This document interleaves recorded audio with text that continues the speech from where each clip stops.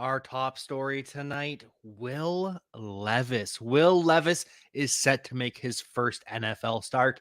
Ryan Tannehill not practicing. Ryan Tannehill should be on injured reserve, but the Titans are being stubborn. And that means Will Levis is set to make his first NFL start, though it might be a little bit of a mix between Will Levis and Malik Willis. We'll talk about that. We'll talk about injuries across the NFL, including Daniel Jones, who is still not cleared to participate.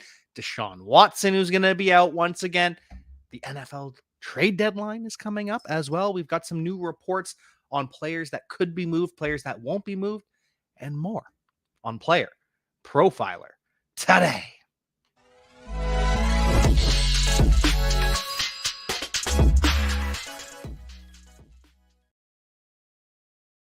And we will start things off with the Tennessee Titans and Will Levis. Actually, before we get to that, we will start things off with the Toronto Raptors. The NBA is back. Of course, if you are a fan of me, then you must be a fan of the Toronto Raptors because you care about my happiness, and the Raptors winning makes me happy. So go Raptors, but this is obviously a football show, and football shows are going to be talking about Will Levis. Will Levis set to make his first NFL start. Will Levis, who slid in the draft very, very surprisingly. We heard all throughout the process that he was going to be a top 10 quarterback, that we were going to see 4 quarterbacks drafted within the top 10, maybe 4 quarterbacks drafted within the top 5. Our friend Cody Carpentier had Will Levis as his QB1. And that's still, even with the draft capital, the traits that made Will Levis QB1 for Cody Carpentier still make sense. They're still there. Will Levis is still a live arm, a cannon for an arm. Might be the strongest arm in the NFL right now. That translates. That is something that Will Levis is going to be using to his advantage. Now, he needs to figure out a little bit more touch at times. He needs to rein in the cannon at times, but Will Levis has arguably the best arm talent in the NFL. I say arguably because there are a lot of guys up there, but Will Levis might throw harder, faster than any QB in the NFL, and he's athletic as hell. He had 742 rushing yards in college, but college is stupid how they do quarterback rushing yards because sacks take away from your rushing yards. So Will Levis actually had over 1,000 rushing yards if only college football could properly measure that. But Will Levis is a threat to run the football. He is a threat to scramble and a threat when he escapes the pocket to fire it downfield. And that's something that we want to see because with Malik Willis, one of the biggest problems with him is that he drops back and he holds it. And he holds it. And he's almost afraid to run at times. He's looking to break the notion that Malik Willis is a running quarterback. And so sometimes he holds it just too long. It leads to sacks. Will Levis, hopefully, will be more likely to pull that trigger to either pass the football and get it out, or hopefully he won't be too proud to run either. But we also might not see Will Levis for the entire game because Malik Willis is going to be used as a changeup, according to Mike Vrabel. So the story just keeps changing. It started as we're going to see both quarterbacks. Then it became Will Levis is going to start, and we might see some Malik Willis. And now it's Will Levis might start, and we might see some changeup from Malik Willis. So none of this makes sense. Mike Vrabel's just playing mind games. Expect to see Will Levis under center. Maybe we see some option looks with Malik Willis, but I expect this to primarily be Will Levis's offense with Ryan Tannehill out. And I still just don't understand why he fell in the draft, why he fell to the second round. Part of it is apparently a foot injury that he was dealing with through the pre-draft process, but I don't really buy that caused him to fall to the second round. Some people say he's too intense, that he's a workaholic in terms of at the gym, and they think he just works out too much and lifts too many weights and he's too strong. That was reported by some people. Some people think he's weird because of the banana and the mayonnaise in the coffee. I don't know what it is. Will Levis should have been drafted earlier. Maybe he shouldn't have been a top 10 pick, but he should have been drafted in the first round. So I'm excited to see what we get out of Will Levis. And I hope that you are excited from a word from the Podfather. DFS getting harder every year, but we're here to make it easier with the DFS Dominator, because I know a lot of optimizers keep coming out. Oh, our optimizer. What about this optimizer? But that optimizer. Well, we have a cash game optimizer that leverages the projections from Dario, Billy, the award-winning projections at PlayerProfiler.com, and builds the best lineups for cash games that have both upside and stability, because that's what you want. It's a couple clicks, boom, boom, boom. You get the best possible lineup for your cash games.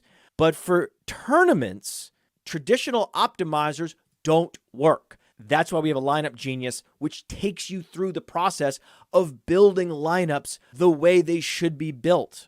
Which quarterbacks you want to be overweight on, then building stacks, then setting runbacks, then optimizing, and generating up to 150 lineups that you can easily import into DraftKings, into FanDuel. That's the DFS Dominator. It's only $45 a year, not a week, a year.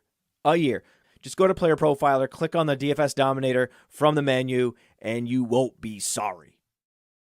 It has been 2 years since Josh Larkey paved the way for fantasy gamers to start expecting positive returns from pick'em games, specifically underdog pick'ems. And how do you do it? Well, you look at a slate and you find a great shootout or a sneaky shootout. You also look for a shit show game. 3, 4, 5, 6 guys in one game. That's right. You can do it.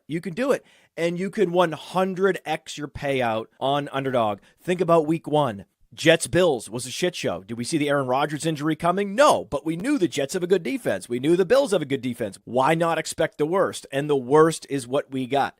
So if you had gone Dalvin Cook less than, Garrett Wilson less than, Aaron Rodgers less than, Josh Allen less than, Gabriel Davis less than, boom, boom, boom, boom, boom, boom, boom, you can go 6 for 6. Same thing in week 2. Week 2. Sneaky shootout there in Philadelphia. Minnesota's going to be in comeback mode, so we'll go Cousins, Jefferson, Hawkinson, more than. Madison, less than. But also, Swift, more than. Boom, boom, boom, boom, boom, boom, boom, boom. That's how you do it with the underdog pick'ems, and you use promo code UNDERWORLD to get a 100% instant deposit match up to $100. You put in $100, Underdog matches that deposit up to $100 with promo code UNDERWORLD. Go start picking. And of course, we all know that the NFL trade deadline is about to happen. It's less than a week away on Tuesday, Halloween, October 31st. Happy Halloween, by the way, to all of my friends out there. The NFL trade deadline is set to hit. We're all hoping, we're all waiting for that notification to come in. Oh, someone's being traded. Massive blockbuster deal. We're all waiting for that, but we're going to have to wait a little bit longer. No news just yet. We do have some rumors, though. We do have some updates. We do have some thoughts from the Denver Broncos. And one of the thoughts is, hey, this isn't a fire sale. This isn't a blow it up and give away everyone for free. But we're willing to listen on everybody. And this is something that we expected. But now, even Patrick Surtain, they are willing to take phone calls for the cornerback, one of the top corners in the NFL. So Surtain's on the block. Justin Simmons is on the block. Left tackle Garrett Bowles is on the block. Jerry Jeudy, Cortland Sutton, both on the block. Linebacker Josie Jewell on the block. The Broncos are taking phone calls, not giving anyone away for free.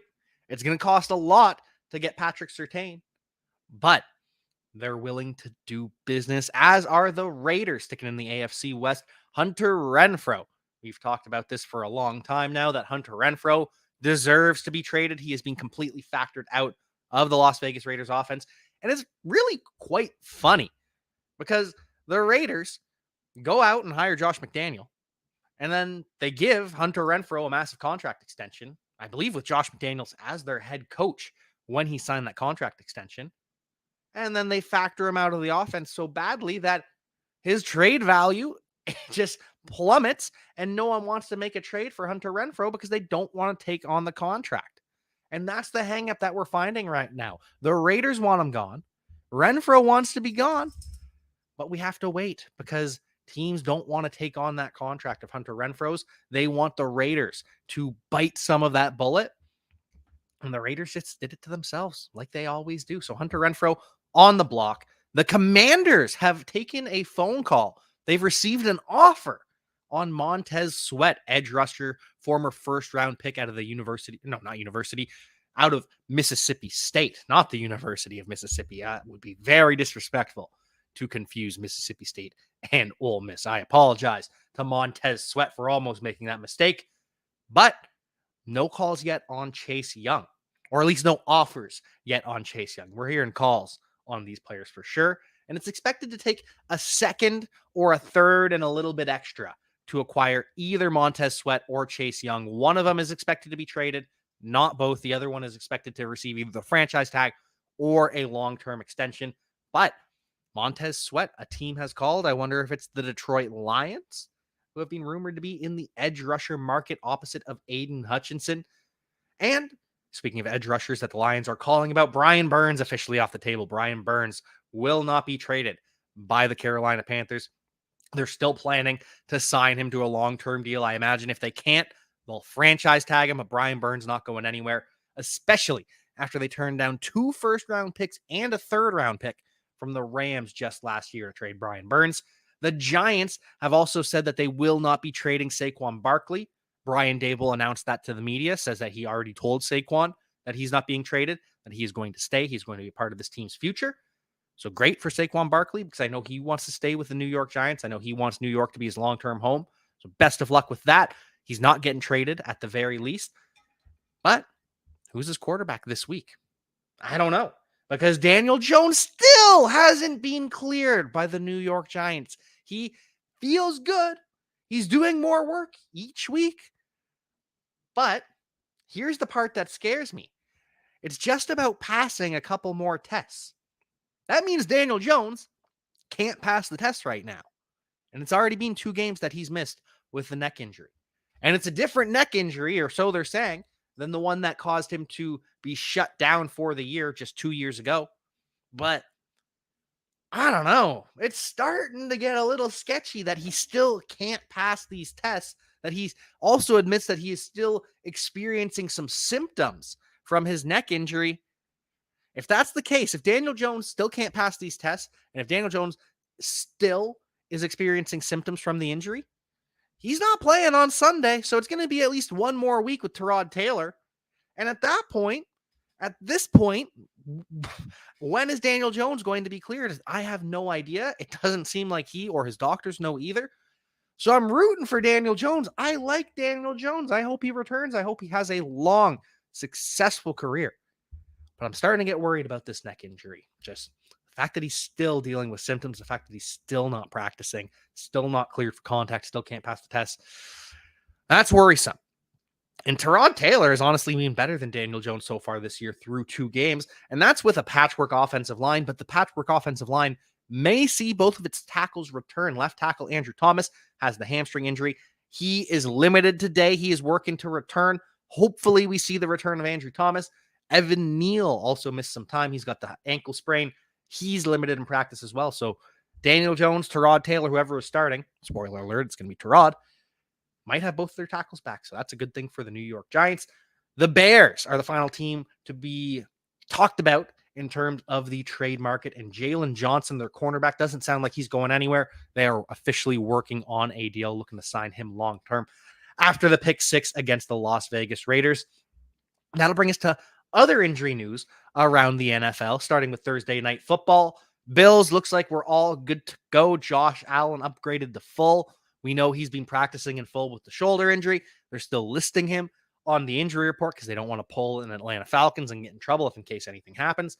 But Josh Allen, good to go. He's going to be playing. Bucks a little bit banged up, though. Baker Mayfield didn't practice Monday, though there wasn't actually practice. Limited Tuesday, though it was just a walkthrough. Full today, though it's just a walkthrough. Baker Mayfield officially questionable. He's going to be playing tomorrow. Not fully healthy, though, with the knee injury. Same with Chris Godwin. Didn't practice Monday. Limited Tuesday. Full go on Wednesday. He's going to be playing tomorrow, though he's officially listed as questionable, but expect to see both of them. Don't know how this will impact Chris Godwin with a neck injury, Baker, I'm not too worried with the knee injury. He'll probably put a brace on it and be fine. Probably going to have Chase Edmonds back off of injured reserve. He's been practicing in full all week, so it looks like he's going to return. Not sure if they'll have Vita Vea, the defensive tackle. And if Vita Vea's out, ooh, that's good news for James Cook. Good news for Latavius Murray. Just good for anyone running the football for the Buffalo Bills, including Josh Allen, because Vita Vea, one of the best run stuffers in the NFL. Bucks also going to be without left guard Matt Filer as well. So many injuries on the Tampa Bay Buccaneers. But it's not all bad news across the NFL on the injury front. Good news from the Indianapolis Colts. Anthony Richardson underwent successful surgery on his throwing shoulder. Goodness gracious, that's not even that hard of a tongue twister. But yes, throwing shoulder surgery successful. And I'm hearing people on Twitter worried, oh, this is going to be a long-term thing. Anthony Richardson's going to be impacted for the rest of his career. Just like Matthew Stafford was, right? Matthew Stafford had surgery to repair a grade 3 AC joint sprain. And after 8 years, it took 8 years after that shoulder injury for Matthew Stafford to miss a game. And it wasn't with a shoulder. I think it was with a concussion with the Lions. But either way, not worried about Matthew Stafford, not worried about Anthony Richardson. His shoulder is going to be fine in the long run. His running back, Zach Moss, didn't practice today. Elbow and heel injuries. Doesn't practice. Zach Moss, he's a handcuff at this point, and that's fine if you have him as a handcuff. But anything more than that, he's borderline droppable. He's not a starter. He's not a flex option. Can't play him. And speaking of the Indianapolis Colts, Jim Irsay also comes out to say the NFL messed up, and they admitted it to me. And this happens all the time. NFL owners, NFL teams, coaches, GMs, they're told all the time, hey, these were the mistakes we made. We messed up here, here, and here. We're going to work on it. We're going to show this as teach tape. But those conversations are supposed to remain behind closed doors. Not the case with the Indianapolis Colts. Jim Irsay just letting it fly, letting everyone know that the NFL screwed up. The Colts should have beat the Browns. And we all knew it. But the NFL is not going to be too happy with Jim Irsay for coming out and publicly announcing this to the world. By the way, it wasn't just Anthony Richardson who had surgery yesterday. Trayvon Diggs also had his ACL repaired yesterday. And you're probably thinking, hey, he tore his ACL a couple of weeks ago. That's a bad thing, right? If they're delaying surgery, isn't that bad? And shouldn't we be worried that's going to cause his recovery time to be longer? No.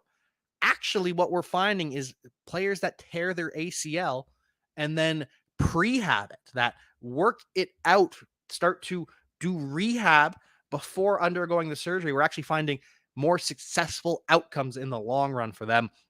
So not worried because Trayvon Diggs delayed surgery. It's actually a good thing. Expect him to follow a normal recovery. He's going to be right around week 1. He tore his ACL early enough in the season that he could return for week 1, but it'll just depend on how the whole recovery goes. Doesn't sound like he tore anything else.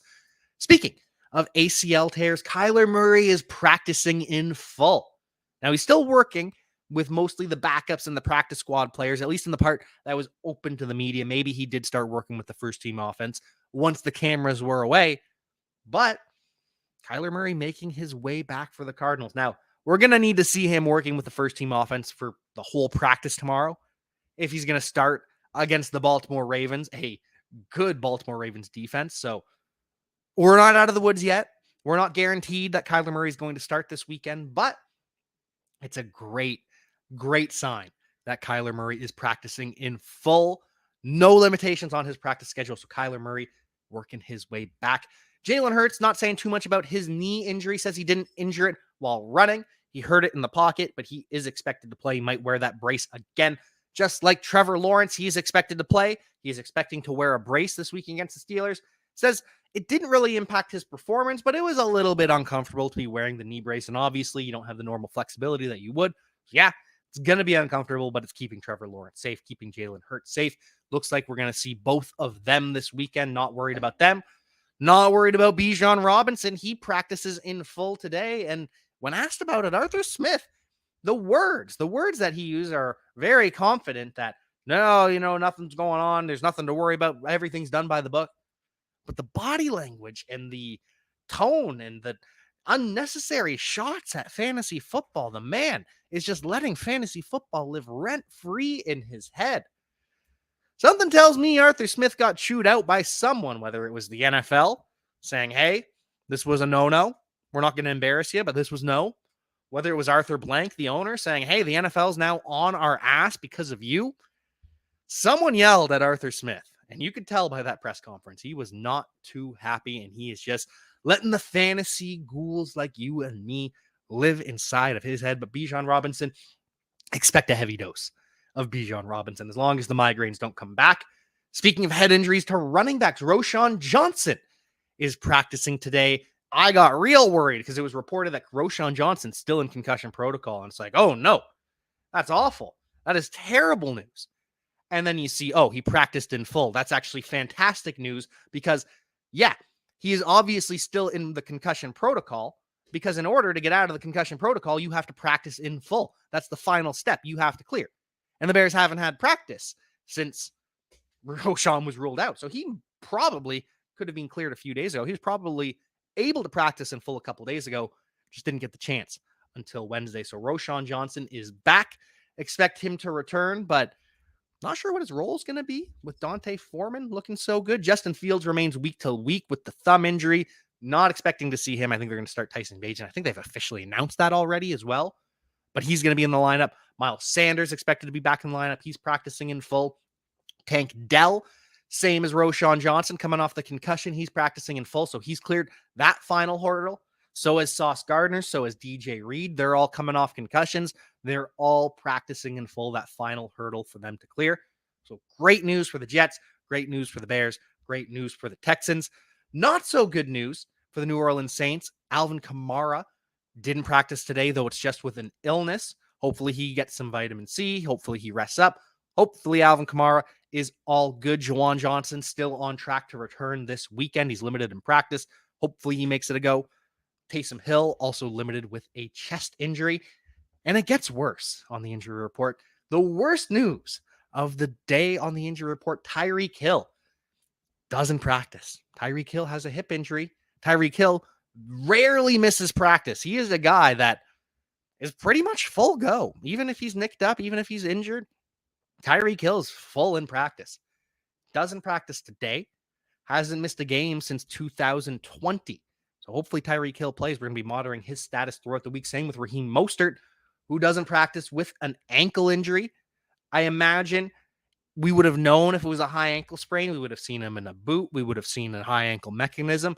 So hopefully it's just a low ankle issue. Hopefully Raheem Mostert gets a limited practice in tomorrow, maybe even a full practice in tomorrow, because, you know, Raheem Mostert, he's got so many injuries in his body that maybe one just flared up. Maybe I don't know, has he had a surgically repaired ankle? He's had surgery so many times. I'm not worried about Raheem Mostert yet. I'm hoping for a limited practice tomorrow. A full practice would be even better. But either way, not worried yet about Raheem Mostert. Not quite worried yet about Tyreek Hill, but we're going to be monitoring both of these players throughout the week. Good news, though, Jalen Waddle. He's back at practice today. He's dealing with a back injury, but looks like he is good to go. And Jalen Ramsey working with the first team defense. I don't expect him to return this week.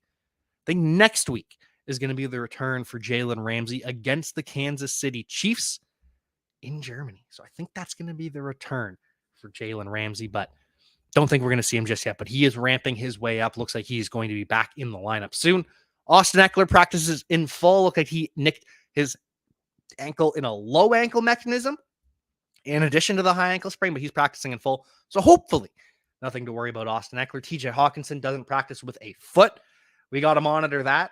We got to monitor Aaron Jones, who doesn't practice today. He's just a little sore, according to Matt LaFleur, but we've seen Aaron Jones miss enough time this year that I'm officially a little bit worried. If he gets a limited session in tomorrow, worries go away. Gets a full session in tomorrow, worries are completely vanished. They won't come back for the rest of the week.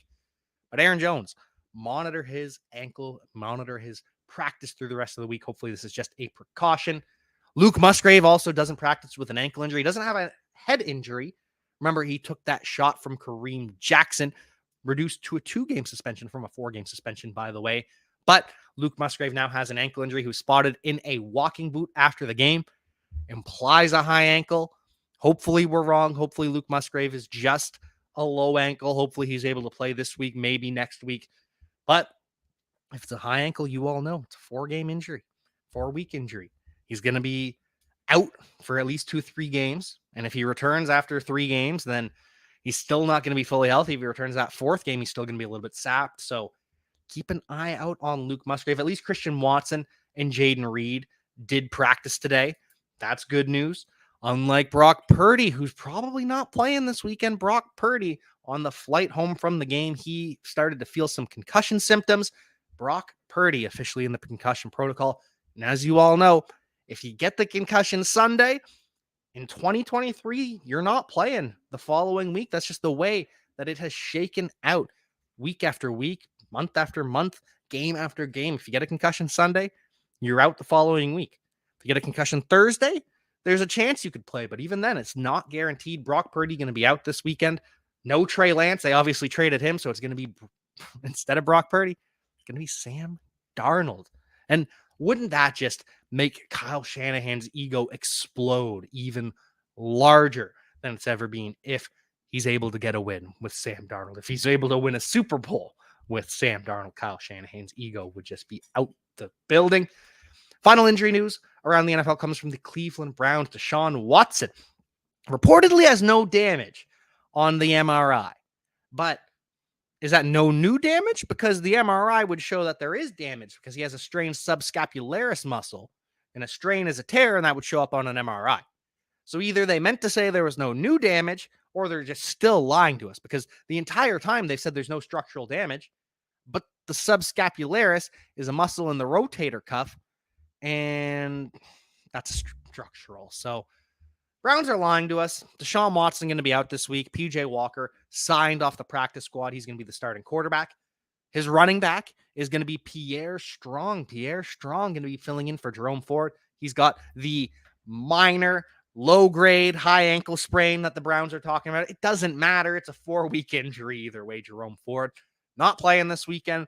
Going to be Pierre Strong leading the pack because Kareem Hunt also doesn't practice. He's got a thigh injury, though he is expected to play. Kareem Hunt just getting nicked up every game of the season. He's just dealing with some sort of injury. And that's just where he's at in his career. That's why Pierre Strong's going to be the lead back, and Kareem Hunt's going to mix in 30-40% of the touches.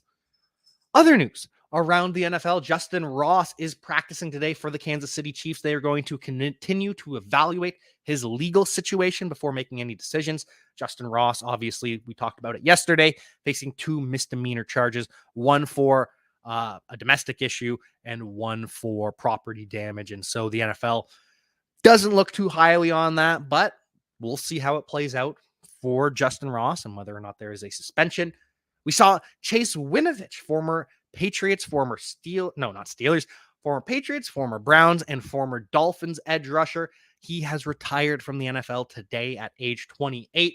We saw Corey Davis also retire from the NFL earlier this year at age 28. 28 in the NFL.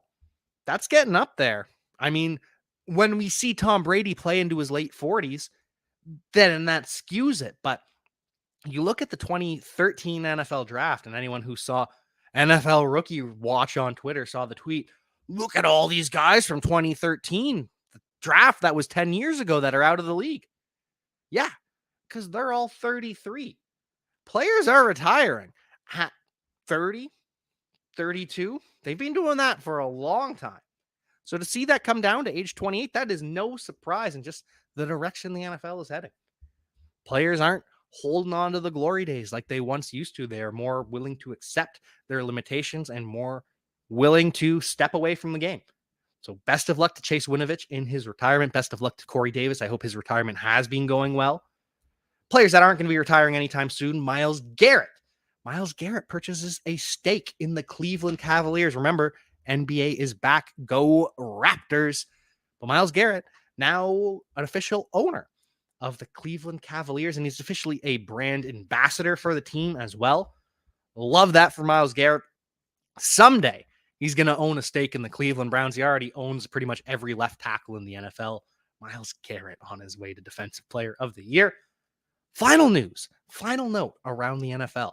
The Seattle Seahawks are going to sign Frank Clark, edge rusher, who was recently released from the Denver Broncos. They are going to give him a physical, and then they will sign Frank Clark. The Seahawks were rumored to be in the market looking to trade for an edge rusher. Now Frank Clark gets released. They bring him in.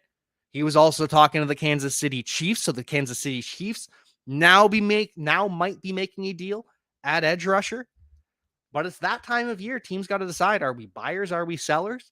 And even though it wasn't a trade like a lot of people expected to be for the Seahawks with Uchenna Nwosu going down, the Seahawks are still loading up. And the Seahawks, given the slide that the 49ers are on, given Brock Purdy that's going to miss this weekend, I said it in the preseason, but the Seattle Seahawks are looking like they're going to win the NFC West.